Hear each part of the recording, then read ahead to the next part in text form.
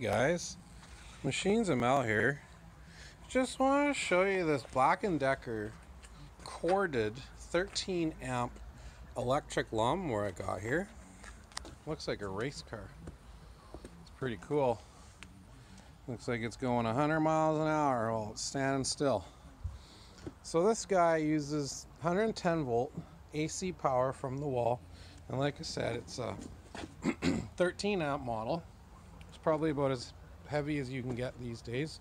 Anything over that will pop the breaker. Not exactly sure what model this is. Maybe it shows it there. MM2000 type 2. It's got a little height adjuster. Set your height. You can use that. It actually raises and lowers all four wheels at the same time. Kind of a nice feature. It's got a nice folding handle, some knobs there, and then this is your start stop switch. You press that and you pull this bar back.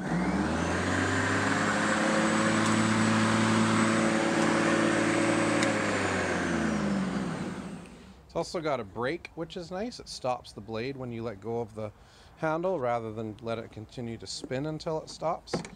We'll just show you underneath real quick. I just sharpened this. So there's your excuse me guys, there's your blade. It's got a nice sharp edge on it now.